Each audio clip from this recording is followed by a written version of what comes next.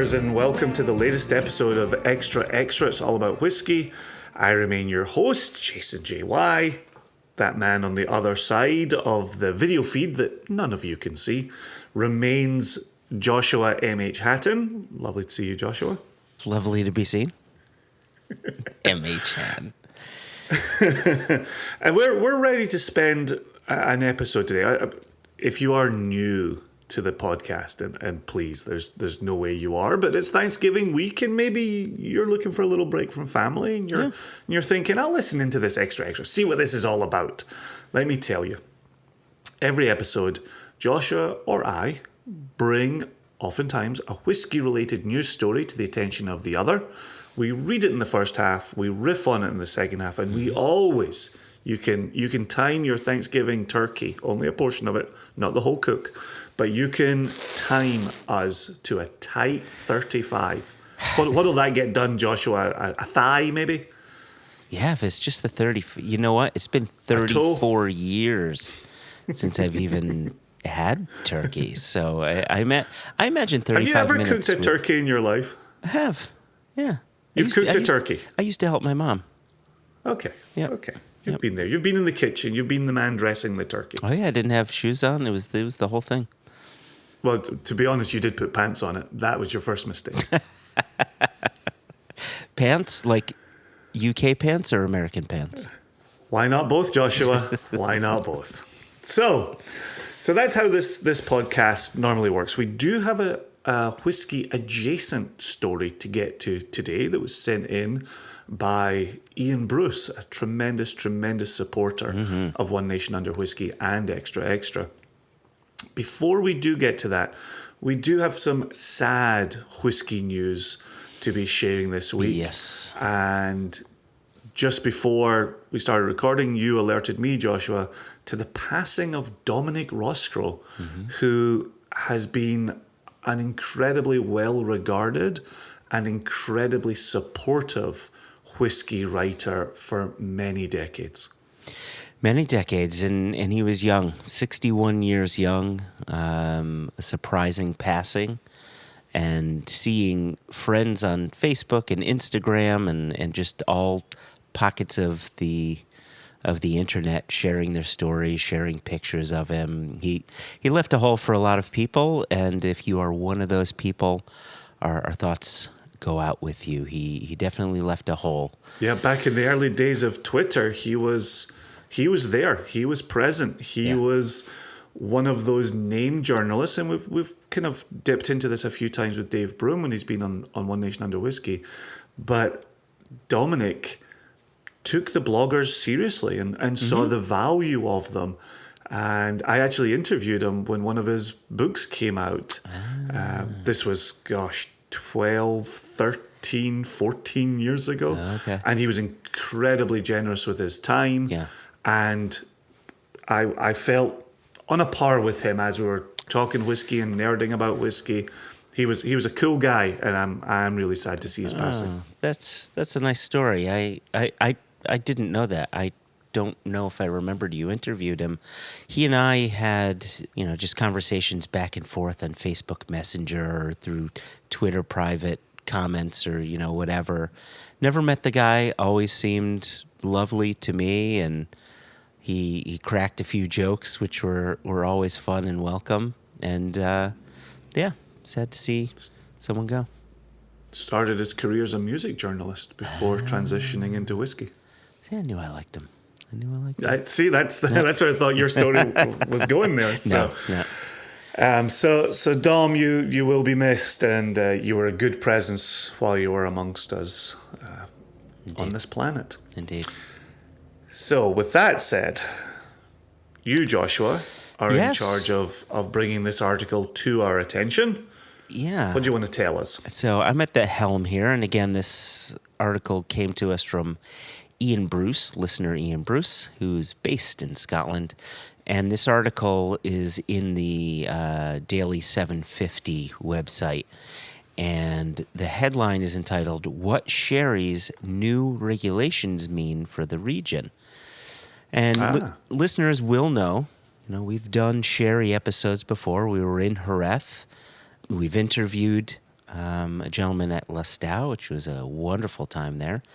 That was a great day. Yeah, right? It's near and dear to our hearts as a drink, near and dear to our hearts as something that provides different flavors to whiskey. So let's... And just before you go on there, not that we need the excuse for it, you and I really do drink sherry at all times of year, but sitting here on the cusp of Thanksgiving and you coming to visit with your family, the sherry will be getting drunk. There's no doubt about it. No doubt. So the author is Dr. Jacopo Mazzio. He's a UK-based freelance drinks journalist. Jacopo. So here we go. Sherry, and this starts off with a quote by one Andre Tamers, by the way. Sherry is one of the most mysterious places in the wine world, says Andre Tamers, the founder of North Carolina-based De Maison Selection Wine Imports. Quote continues, it's like peeling an onion. The whole time you're peeling layers. It's so magical, of course, but it makes you cry. Oh, gosh. Wow. That's from Tamers? Yeah, it's from Tamers. That's a good quote. I like that a lot. To substantiate Tamers' metaphor, a further set of layers were announced in September 2021 for Jerez Xerez Sherry DO, which is, what does DO stand for again, Jason? Denomination of origin. Yeah, denomination of origin. Yes. And Manzanilla de San Lucar. I apologize if I slaughter that one. and that DO. When the region's Consejo Regulador, oh my gosh, Spanish-speaking people around the world. Remember that time I had to say all the Chinese names for extra? I'm just going to sit back and enjoy these pronunciations in this episode. So, when that region's Consejo Regulador, it sounds like someone who's in charge of regulations, approved a major regulatory overhaul to, quote, propel our designations into the future, end quote, as President Cesar Saldana put it. Last week, following lengthy delays, the local authority officially greenlit the suite of new regulations. Some of the changes give increased rights to the region's peripheral areas. Wine maturation will be granted across the entirety of the Sherry DO, rather than the municipalities of Jerez de la Frontera, San Lucar de Barrameda, and El Puerto de Santa Maria. And any go easy, Jason. And any vineyard will be allowed to apply for Jerez Superior status. So they're expanding the piece of the pie that can make sherry within Spain. That's kind of cool. Yeah. Furthermore, producers will be able to better communicate the grape's provenance by stating a pajo, or area, of origin on the label, and the term enrama, which indicates unfiltered and unfined, I think he means unrefined, phenos. Not necessarily. Unfined, because you would use fining agents, so he could be talking about unfining. There you go. So that will be more tightly regulated. There will also be impacts on wine style, as the regulations involve the return of 6 neglected local varieties, the creation of the new Fino Viejo category, the modification of minimum sugar content for both dry and sweeter wines, and crucially, the end of mandatory fortification. Oh, that's interesting. So you can call... Okay, let's continue. So keep that in mind. The potential end to mandatory fortification. Okay. This major regulatory overhaul is designed to address multiple consumer needs. Not only does it provide drinkers with enhanced transparency and a broader range of wine styles, by embracing and promoting the premiumization of the sherry category, the new regulations also hope to increase sherry's appeal to a younger generation of imbibers. I'm loving this article. This has me so excited for sherry. So here we go with a quote. In the past, we were very successful in positioning sherry as a drink, says Saldana. One part Makes of for this... a terrible blanket, though. Great drink, terrible blanket.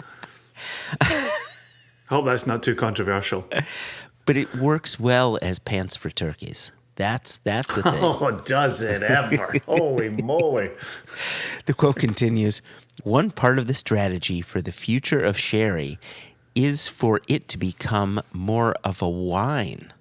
Everything we do has to be with an objective of repositioning sherry where it belongs in the world of wine. And this is a really interesting point. Just quick little riff here. When I talk about sherry to people, they often take the approach that a lot of bourbon drinkers take or Scotch drinkers take, where they say, well, I like bourbon, but I don't like whiskey. I like Scotch, but I don't like whiskey. Meanwhile, both bourbon and Scotch are whiskey. And so you hear this, they say, well, I like wine, but I don't like sherry. Meanwhile, sherry is wine. So anyway, the next part has a subheader, which is simply the return of neglected varieties. Yeah, that's always an exciting sentence to hear or read. Yeah. As the new regulations come into play, the DO will see the return of 6 neglected local grape varieties: Beba, Cañocazo, Matuo Castellano, Ano, Matuo de Pilas, Perruno, and Vigiriega. I hope somebody just tuned into this podcast in the last 15 seconds and is like, what the hell has happened to Joshua and Jason? This makes, I listen to, you listen to news reporters who can actually speak Spanish, and then when they kick on the Spanish, they're nailing it. I'm the absolute opposite of that. Anyway, producers will be immediately allowed to use the grapes both in blends or to make varietal wines, although Mantuo Castellano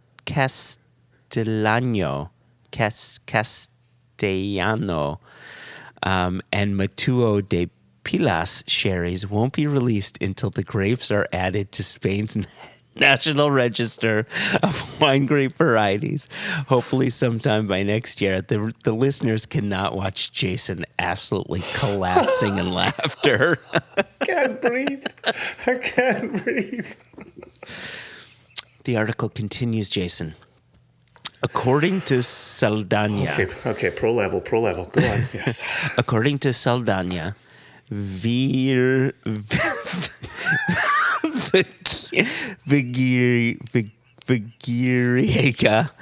will be the...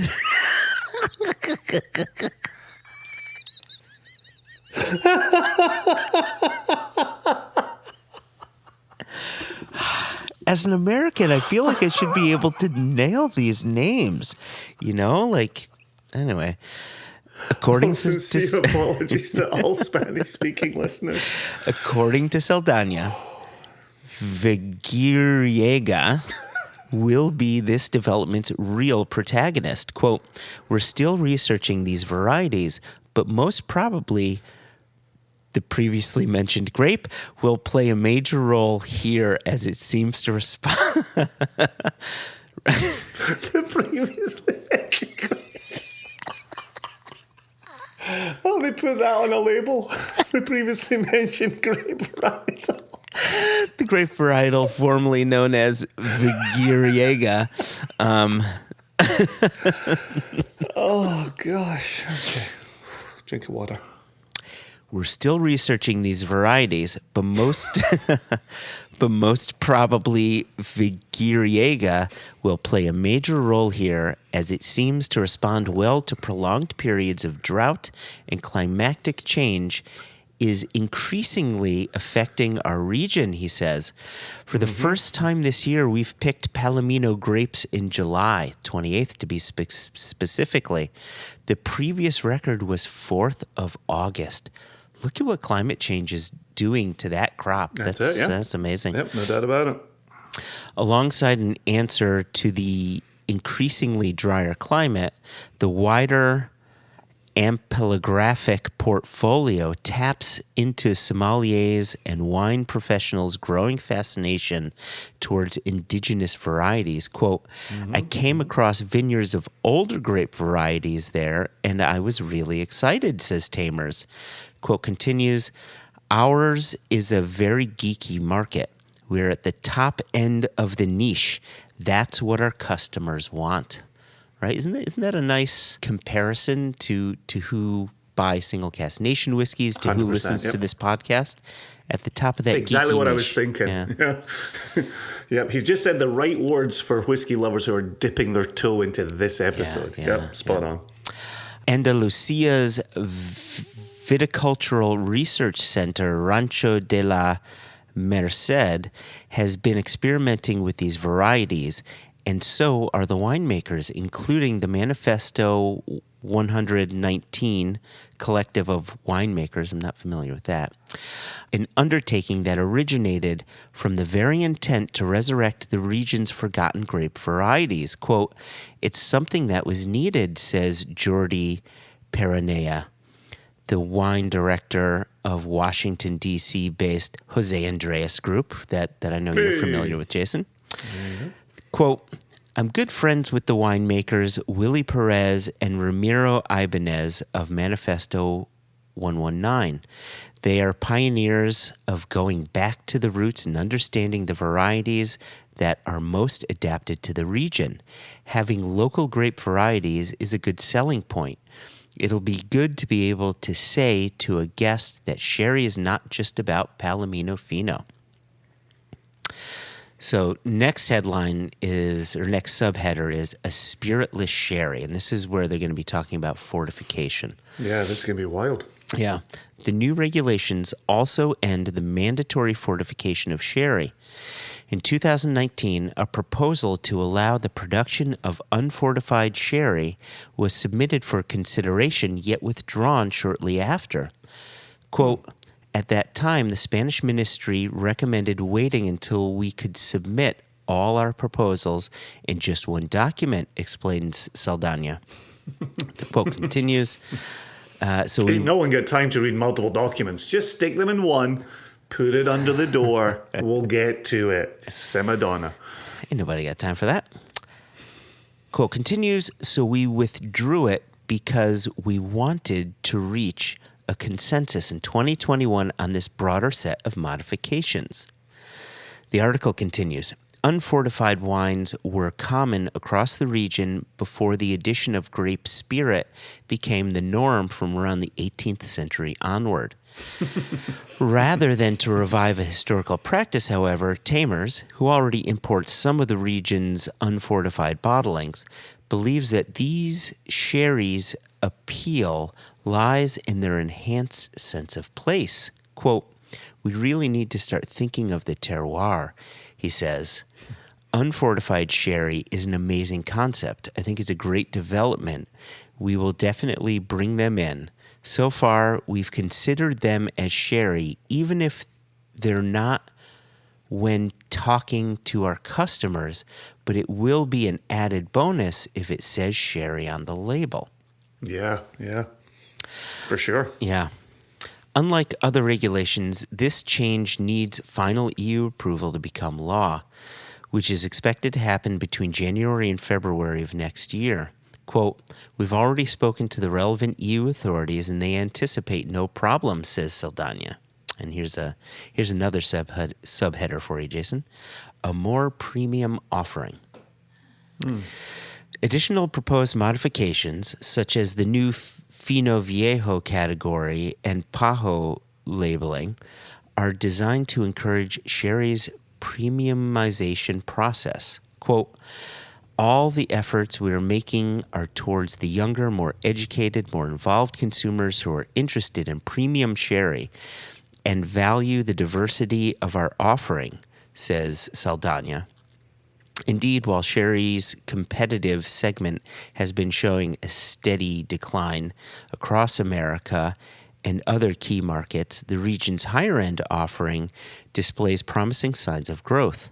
In 2006, sales of the pale cream, medium, and cream sherry categories, generally associated with the lower end of the sherry market, amounted to nearly 80% of all imported DO wine from that region. Last year, the figure had dropped to 68%, to the benefit of Jerez's most premium offerings. That's interesting.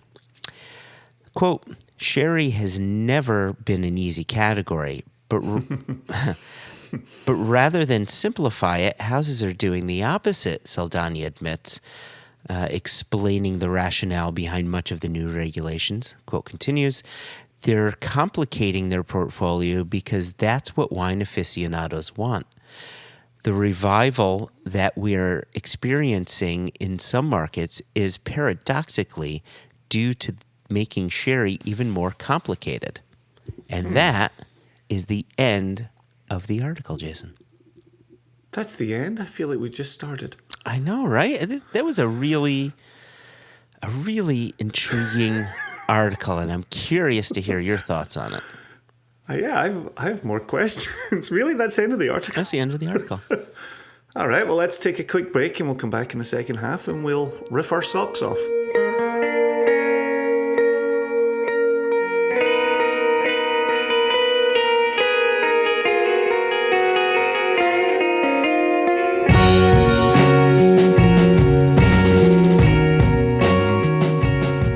Welcome back to the second half here. We set the table in the first half there with this article about, and I'm still reeling from the ending of it, which is I didn't think we were going to end up in a place where they would get out of there on sherry being more complicated, right? I thought there might be a little exposition on why fortification and then why a potential move away from fortification, right? My understanding being that the grape spirit is added to get the yeast to stop fermenting, and then the yeast fall out of that wine.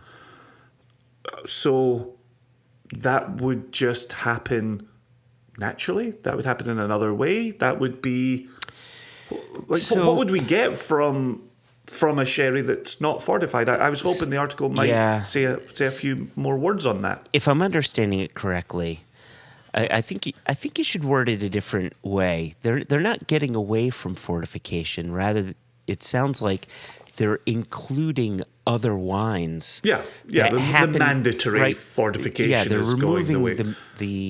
the mandate. But what they're saying here is, here's the sherry producing region, which we're expanding. And we're saying any wine, fortified or not, that comes out of this region that uses this expansion of grapes is considered a sherry. And I like what you said here, right? We get to the end of the article, and now you're left with questions. How are they going to rework that, right? I mean, there's so many great Spanish wines out there. I'll just start off with Rioja, right? Mm-hmm.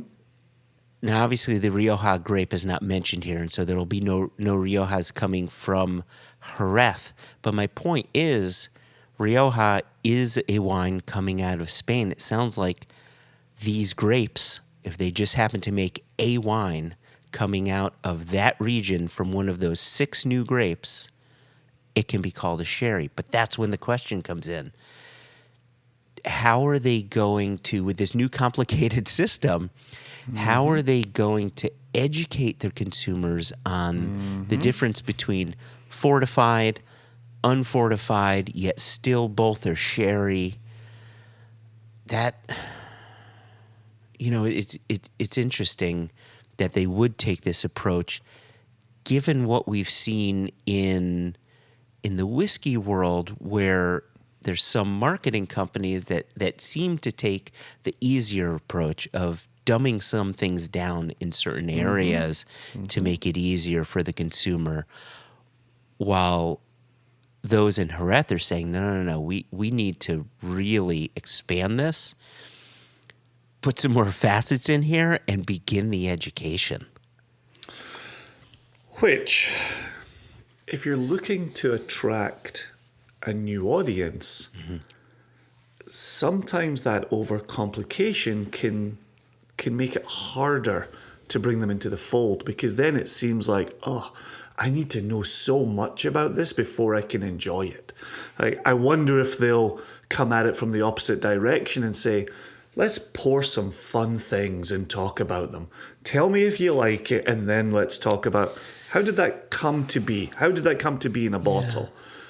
The potentially controversial, and I use this with a small c, the potential controversial portion of this is we've come to know sherry as something specific, and those specific processes and those specific grapes and that specific region. And I on one hand, I like them opening the doors, right? Well, it doesn't just have to be that.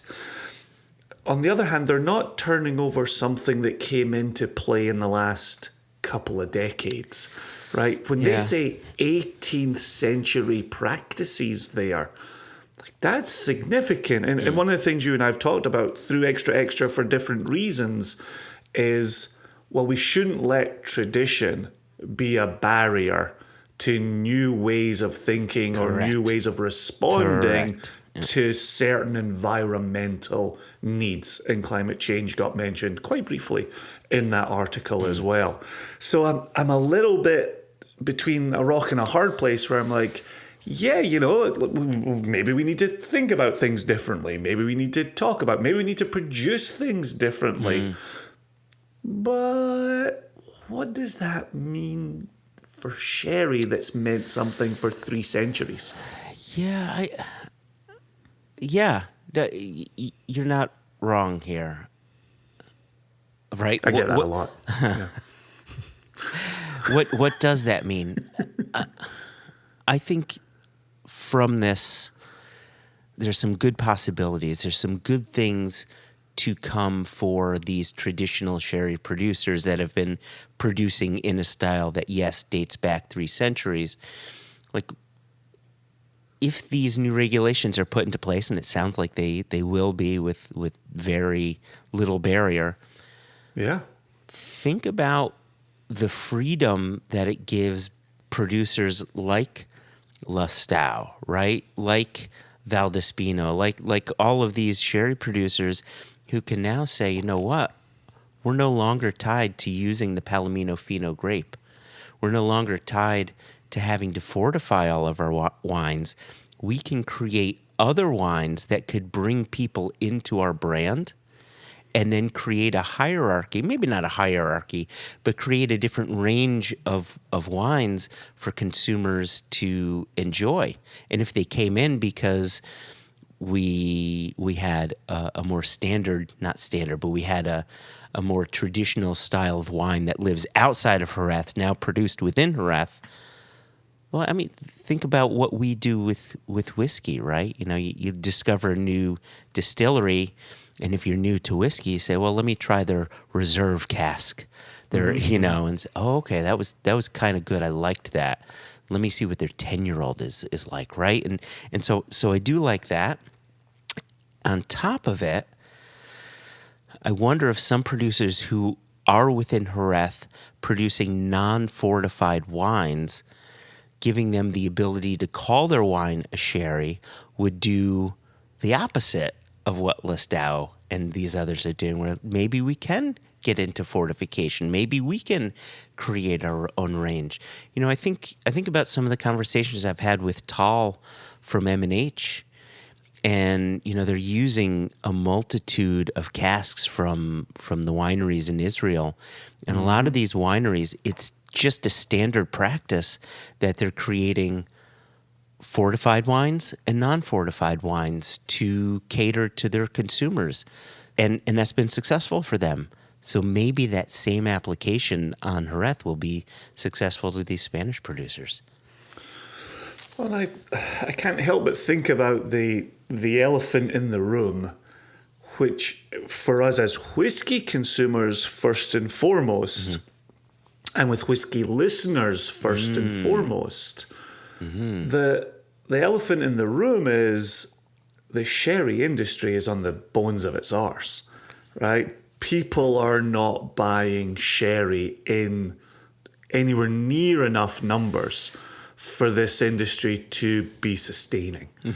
And I wonder what kind of response, I wonder what part of this response is responding to, and we did hear it a couple of times in the article, younger drinkers, right? Sherry, and we've talked about this plenty of times.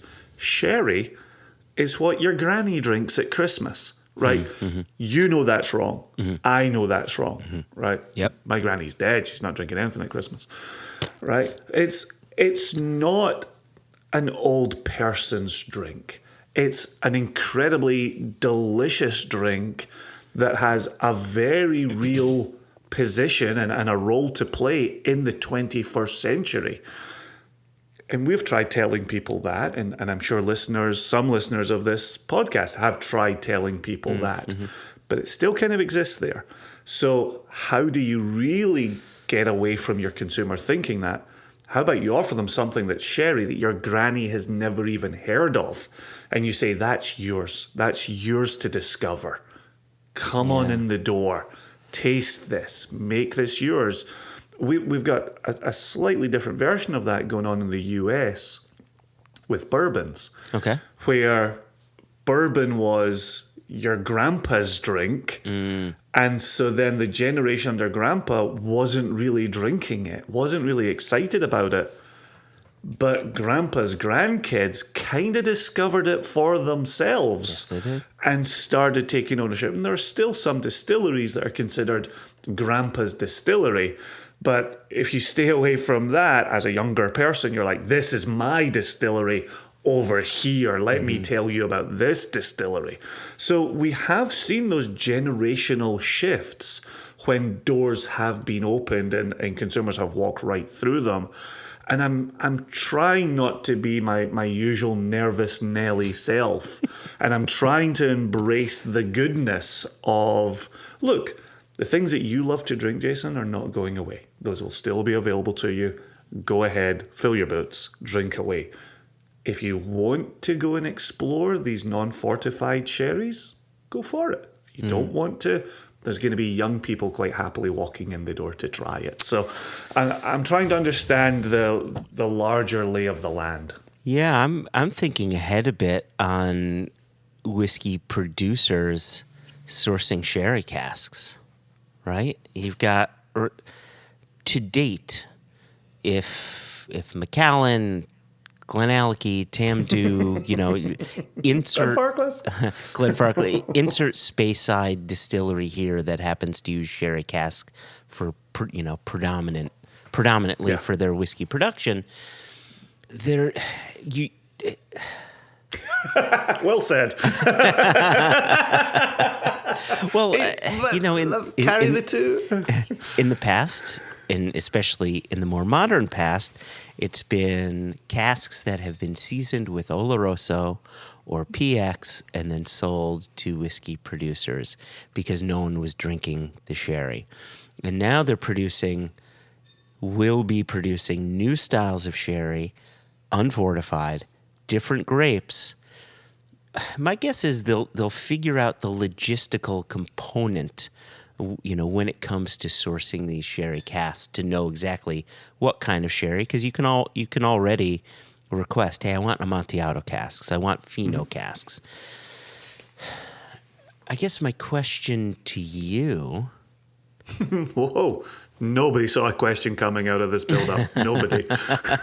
My question to you is, with the expansion of what can be sherry coming out of Jerez, that will likely affect the types of casks coming into Scotland for maturing whiskey. Mm-hmm.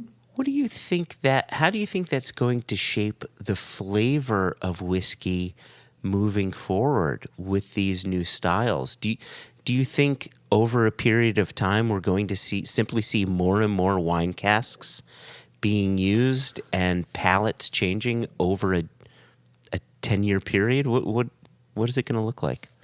You and I already expected to see more wine casks coming into the industry. That is true. Because even as you rightly said earlier in this episode, sherry is wine. We just spend time calling it sherry and everything else wine. And we know many, many people, and we've been among this number, who say, I like sherry, I like Oloroso maturation, I like PX maturation, I don't like Bordeaux, I don't like Burgundy, right? Insert terms here. Yeah. We know that it's harder and harder to source good Oloroso and good PX. It's harder and harder to source those casks that held those sherries and weren't just seasoned with those sherries. And so and again, in response to my nervous Nelly nature, I've tried to embrace good wood that brings good flavors, right? And it's okay if we're expanding the palate. It's okay if we're expanding the wines that are being used here. So on one hand, I already see us moving in that direction of there's going to be more wine flavors to discuss and describe here. If you're now going to take the sherry industry and you're going to, take away mandatory fortification, you're going to reintroduce 6 grapes. I was genuinely excited as you were reading that article, and that was an opportunity. That was on the table. My one question is, do they bring good flavor? Do they work with whiskey? And if they do, I'm more than willing. We've gone back and forth on this with Amanda over at VDC, Virginia Distillery Company, about Fino and Jim Swan liking Fino casks. Not everybody in the industry likes Fino casks for whiskey. What's Amanda been learning? Well, it starts out kind of slowly. Not only does it not give you much influence, it's giving you an influence that's not particularly palatable. It's not really what you're looking for your spirit to do. But give it time. Play the waiting game. Let it return to you. And Fino Sherry can do some good things with your spirit, depending on how your spirit is built. So there's a bit of re-education going on there. There's a bit of getting out ahead of the story and making sure that you're telling consumers, here's what we see here. If you bottle this Fino too soon, you're not going to get a product that you're overly enthusiastic about. If we wait a bit longer, we think we're going to start giving you some flavors that you like. And I'm not just isolating VDC here. The Kilchoman Fino cask. I've talked on and off about my tasting society up in the Palouse in the inland northwest. They didn't particularly like that that release. When you were first telling me about it, you were saying, it takes a little bit to breathe. It takes a little bit to come to you, right? That doesn't make it a bad whiskey, and I certainly don't think it was a poor release from Kilchoman. No. It just means you need a bit of a story there. You need, as we covered in the article, that education happening there to say, look, this isn't a slam dunk like an Oloroso or a PX. It's not ruby red in the bottle. You're not drinking it with your eyes already, right? It's a Fino. It's a softer sherry. It's going to come at you a bit more gradually. It's a floral sherry. Hey, it's going to be gradual here. Go exploring these parts. Yeah.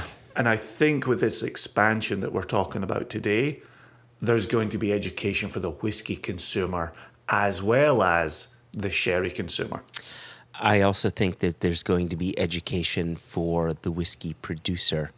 And back to your point, right, about Fino, and let's compare the Kilchoman Fino, which was a Fino finish. I don't think it was fully matured. I think it was a Fino finish. Compared to our Glenmurray 7-year-old that was 7 years in Fino. And you had two very different whiskeys. Now, granted, the spirit starts off different, obviously, but they are two, like, it's clear our Pheno was doing something quite different than what Kilchoman's Pheno is doing. And my point is, Pheno is so rarely used. There's a lot of other sherry styles that aren't Oloroso and aren't PX that typically aren't used so much. And so producers like Amanda was saying, well, she figured out that if you let it sit in cask longer, it's doing something different. And so earlier when I said, what is this going to look like for the industry 10 years down the road? It could be far longer than that. Think about the Japanese using Mizunara oak and them finding out, you really need 3 years worth for this to not be a difficult to drink product. And after 3 years, magic starts to happen, right? So it's going to be a long learning process, and it'll give us all as consumers time to let our palates evolve around these changes that these casks will put upon the spirit. Yeah, the final thing I would say, and then we can start getting out of here in our tight 35, is on the face of it, sherry, just simply sherry as it exists now, coming out of Jerez, it seems kind of complicated, right? Okay, how does the Amontillado fit in with the Manzanilla, fit in with the Pheno, fit in with the Oloroso and the PX, and fit in with the cream, right? When you go there, and like you said on our episode of One Nation Under Whiskey when we were at Listowel, when you go there and you see the casks and you get like, okay, here's the base process here, and then we step it up by doing that, and then we step it up by doing that, and then we introduce a different grape over here, you go, okay, there's about 6 or 8 things I have to keep in my head. I think even I can keep 6 or 8 things in my head. But it's just having that opportunity to have it crisply explained that allows you to then carry forth with that knowledge. Yeah. And I think, as we're hearing today, the education is going to get a little bit more complicated here.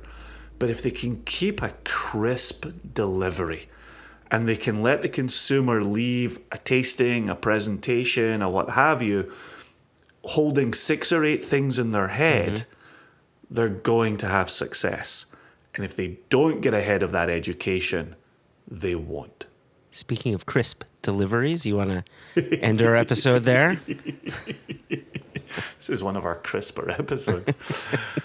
If you, like Ian Bruce, would like to reach out to us, you can get us at questions@onenationunderwhiskey.com, no Ian Whiskey. Or you could drop us a note, info@singlecastnation.com, and it will make its way to us. You can find somebody on social media who will tie a note to a racing pigeon, and that'll make it to us as well. 100%. Yeah. You know, information gets to us, not always quickly, not always efficiently, but it gets to us.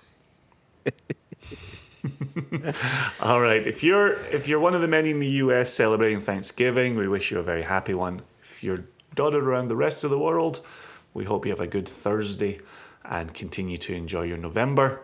We'll be back the next time with another round of this silliness and nonsense.